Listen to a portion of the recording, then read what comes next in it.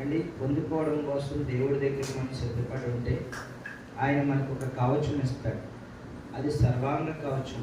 ప్రతి అవయవాన్ని మనం కాపాడుకుంటూనే అపవాది మన మీదకి వేసేటటువంటి తంత్రాలను మనం ఎదిరించగలుగుతాం. సో అపవాది మన మీద దాడి చేసేటటువంటి పరిస్థితి ఉంది కాబట్టి వాడి కింద చదివితే మీకు అర్థం కాదు, అగ్ని బాణాలు వేస్తాడంట. ఏ బాణాలండి? అగ్ని బాణాలు వేస్తాడు. సో ఆడి చేసే ప్రతి దాన్ని మనం వాడి పీడితిని ఎదిరించడానికి అండి మనం కాపాడుకోవడానికి బలంగా ఉండడం కోసం దేవుడు అన్నాడు సర్వాంగ కవచాన్ని ధరించుకోవాలి. అది ఎలా ధరించుకోవాలి, ఎందుకు ధరించుకోవాలో అన్నీ చెప్పుకుని వచ్చాము. అది ఎందుకు ధరించుకోవాలి అని అంటే మనం చివరి వరకు నిలబడడానికి బలం కావాలి, జారిపోకుండా ఉండాలి. దేవుని భక్తిలో విశ్వాసంలో జారిపోకుండా ఉండాలంటే బలం కావాలి. కాబట్టి ఎక్కడ జారిపోతామని మనం మెలుకోగలిగి ఉండాలి. అందుకోసం మనం ఖచ్చితంగా ఈ కవచాన్ని ధరించుకోవాలి అండి. ఆ తర్వాత మనం పోరాటం చేయాలి. ఆ పోరాటం కూడా మనలో మనమే చేయాలి.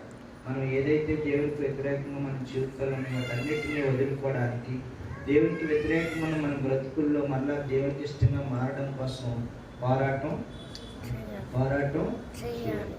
సో దానికోసం మనం పోరాడేవాడు ఎవడైనా సరే ఖచ్చితంగా ఆయుధాలు ఉండాలి. పోరాడాలంటే ఏముండాలి? మనిషికి ఆయుధాలు ఉండాలి. ఏం ఆయుధాలు ఉంటే సరిపోతాయా?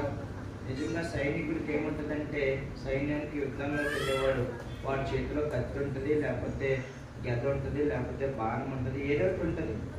చేతులతో ఉంటే సరిపోదు. వాడి ఎదుటివాడు మన మీదకి వేసేటటువంటి వాటిని ఎదుర్కోవడానికి ముందు కవచం కూడా ఉండాలి. మన చేతుల్లో ఆయుధాలు ఉండాలి. వాడు వచ్చేదాన్ని మనం ఆయుధాలతో ఎదిరించగలుగుతాం. కానీ ఆయుధాలతో పాటు వాడు వచ్చేవి వాడు ఎక్కడెక్కడ ఆడి బాణాలు మనం తగలకుండా కాపాడడం కోసం కవచం కూడా ఉండాలి. సో దాంట్లో మొట్టమొదటిగా ఎదిరించడానికి ముందు నిలబడాలి. కాబట్టి నిలబడేటటువంటి పనిలో సత్యం అనే బెల్ట్ ధరించుకోవాలి అన్నారు. మొట్టమొదటి ఏంటంటే సత్యం అనే బెల్ట్. ఏంటంటే సత్యము అంటే యేసుక్రీస్తు దేవుడని నమ్మడమే సత్యం. పొడిగించట్లేదు, ఒకటే ఒక మాట, యేసుక్రీస్తే దేవుడు అంతే. ఇందులో ఎవరికైనా అనుమానాలు ఉంటే దాన్ని మళ్ళా వివరించుకుని రావాలి. యేసు ఎందుకు దేవుడు? ఆయన పరిశుద్ధుడు కాబట్టి దేవుడు. మరణాన్ని జయించిన వాడు ఆయన ఒక్కడే కాబట్టి దేవుడు. ఆయన పాపం లేకుండా పుట్టాడు. మనుషులందరి పాపముల కొరకు రక్తం కాచి అందరికి అవసరం తీర్చాడు ఆయన.